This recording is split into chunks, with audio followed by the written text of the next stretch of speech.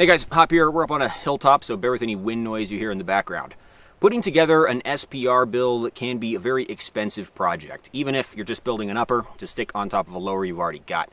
Probably going to want to start with a very high quality barrel. You're going to put some nice glass on there, and then you're going to feed it a steady diet of match grade ammunition. It can get very expensive.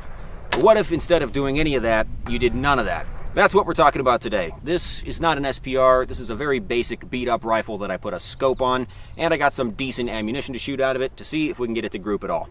Let's get into it. One more. Okay. Stand by.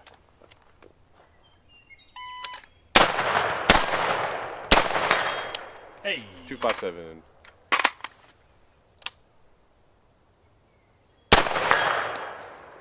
So when I say SPR, I'm not talking about a military Mark 12 clone. I'm talking about a nut and fancy style SPR, just a rifle that makes it a little bit easier to shoot out to intermediate distances. We're not trying to go for 1,000 yards here. We're trying to make 500-yard hits a lot easier than we would with a regular rifle with a low magnification scope like an LPVO, ACOG, red dot magnifier, that kind of thing. So we want our ideal SPR to be more accurate and capable of shooting to longer ranges. And those things are related but not exactly the same. To make it more accurate, we might put in a better barrel, shoot much nicer ammunition. To make it capable of shooting at longer ranges, we're talking about more magnification and then the creature comforts that make it easier for you, the shooter, to shoot the rifle. So stuff like triggers, nice bipods, things of that nature. So if we're just taking the 16-inch mid-length upper that we all have spare lying around because it was our first rifle build and tossing a scope on it, well, we don't have the advantage of a super accurate barrel, more than likely. We also don't have the budget for federal gold medal match, so we're going to try to shoot something a little bit cheaper. Until recently, one of my SPR builds had a loopholed Mark V HD on it, and that scope cost more than this entire rifle build as configured. So let's talk about the scope and the ammo. This video is brought to you by our channel sponsor, Venture Surplus. If you like doing stuff outside, Venture Surplus has the gear, clothing, and dehydrated meals to keep you alive. Personally, I never go outside, which is why all of my videos are shot on a green screen in a temperature-controlled soundstage at Universal Studios. Yes, there are commenters who actually believe this.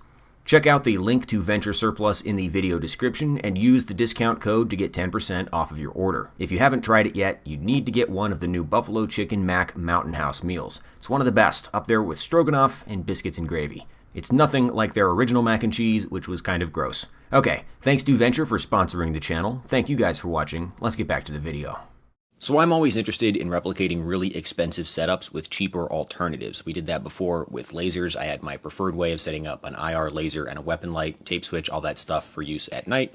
And then I put together a much cheaper version that technically checked all the same boxes, but of course had slightly reduced performance because we are on a budget. And that's what we're doing here with this SPR Optic stack. I had a different SPR build with a loopholed Mark V HD 3.6 to 18 and a loopholed Delta Point Pro NV on a piggyback mount. That's about a $2,000 scope with a $500 red dot, although the mount itself, very affordable, and actually we're using another loopholed mount on this build too. This scope is a Bushnell Engage 4-16 by 44. I used a Bushnell Engage 2.5 to 10 on the SPR build that I took down to shoot with Brassfax the first time him and I met up, and that scope worked very well. These are really quite cheap optics, but they also check some of my must-haves when it comes to a scope, mainly when it comes to turret design. If you remember way back to that video, one of my complaints was that I wished I had a little bit more magnification, and I also wished that I had a little bit more of a precise reticle for taking the longer range shots. So I picked up this 4-16 version of the Engage for, I think, about $350. This one is also first focal plane, in addition to having more magnification,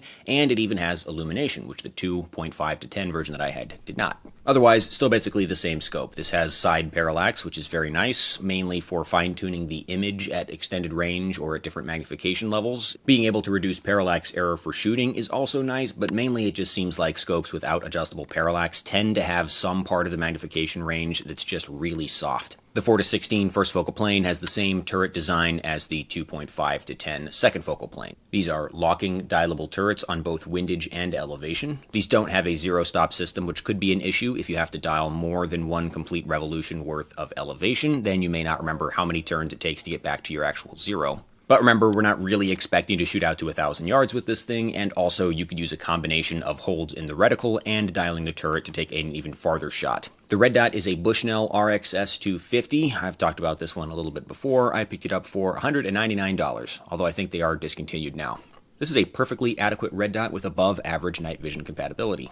When you're shopping around for budget optics, it's important to have realistic expectations, and whenever I talk about scopes like this, people ask me questions that make it clear they are completely out of touch with reality. If somebody tells me that they want an SPR scope, but their budget is $300, I'll point them towards a Bushnell Engage. And then they always ask, yeah, but is the glass good? For a scope under $300, yeah, the glass is very good. These things also have a good selection of features. Now, how did they pull that off for such a low price? It's because they're not overshooting for something that they can't accomplish on their budget. The 4-16x44 is a very old scope design. Everybody makes them. They've been doing it for a long time, so it's not really a big ask. Same thing with the 2.5-10. That's just a 4 times multiplier. That's relatively easy. The problem comes when you're trying to buy a budget optic that goes from 1 to 10, because now you're looking at the holy grail of optics technology, which is a 10x multiplier that actually works. If all you want is maximum glass quality for minimum price, then you can look at something like the fixed power scopes from SWFA. Those scopes are very cheap, very well made, and have excellent glass quality. They're also, in my opinion, completely useless. They have completely unlocked turrets, and a fixed power 10x scope is going to be really difficult to use at most ranges that you try to take shots at, and a piggyback red dot can only make up so much of the difference. For a rifle that you take out of a case and then shoot it from a bench at the same shooting range at the same distance every time, that's going to be probably the best scope you can get for the money. Otherwise, you probably shouldn't waste your time with it.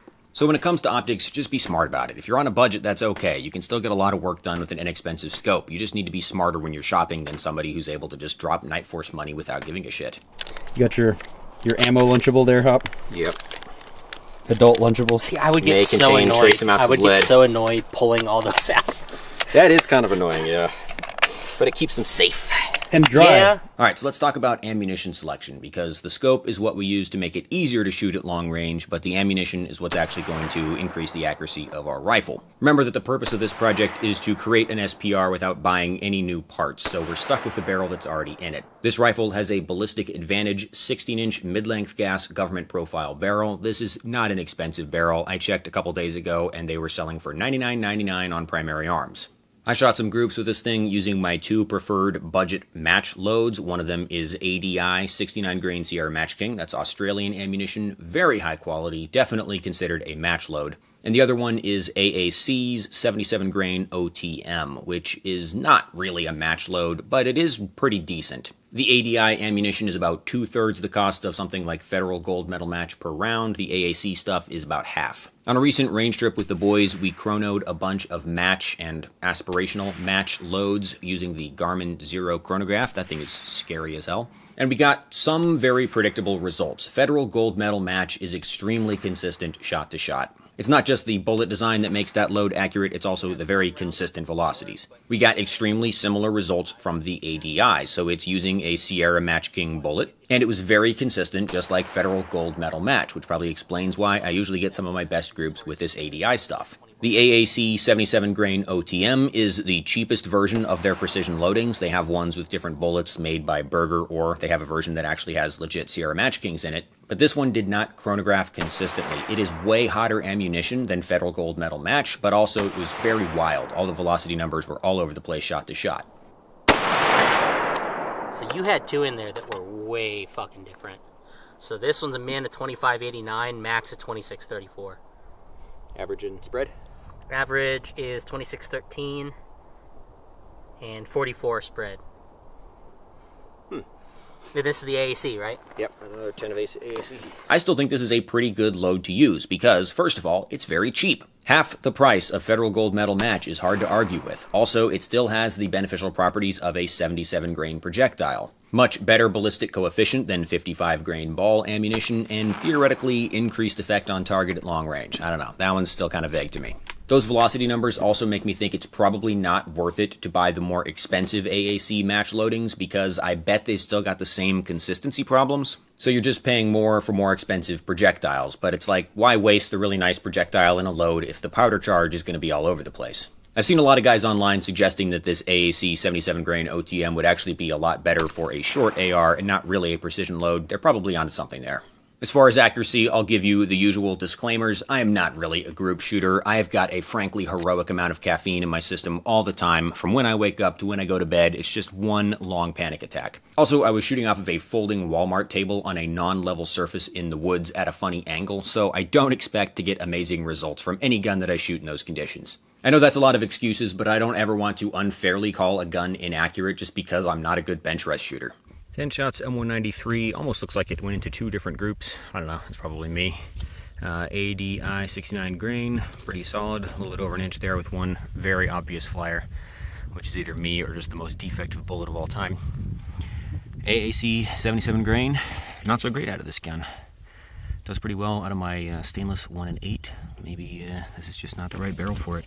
I think we can make use of that. Also, don't forget about the additional suppression effect of a small number of near misses as opposed to a large volume of general area fire. Apparently, the US Marine Corps saw that as a pretty large factor in favor of the M27 IAR. So, 10 rounds AAC 77 grain.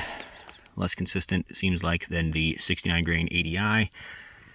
And then down here, we've got the PMC X-Tac, which still seems to be split into two groups. So I wonder if these are like Twix. They have a left bullet and a right bullet. If I was going to splurge a little more on parts for this build, I would probably replace the trigger with something like a Schmid 2-stage. That's a very cost-effective upgrade. They cost well under $100. And if you're one of those guys who swaps multiple uppers around on one shared lower, it's kind of like double return on your investment. Alright, so what did we learn today? I didn't learn anything. I already knew all this stuff because this took place in the past. Lesson 1 is that adding a magnified optic to your rifle will change the way it shoots way more than switching to a more accurate barrel. Would it be nice to do both? Sure, but if you only have so much money in the budget and you really need an SPR, well then the magnified optic is non-negotiable, and a brand new 18-inch stainless steel barrel is more of a luxury. The other takeaway is that there is such a thing as a good, affordable scope. You just have to be very realistic in what your expectations are. You're not going to find a $350 scope that does literally everything that a $2,000 scope does.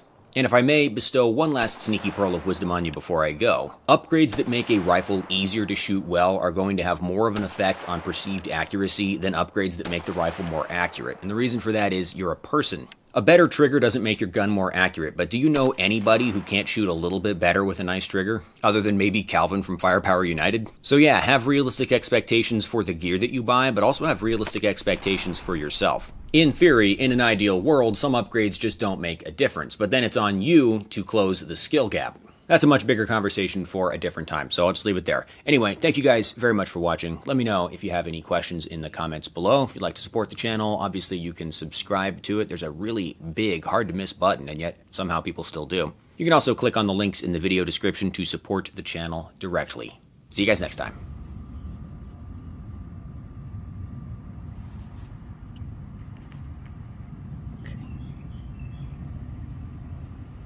Okay. Sorry, I don't have any food for you.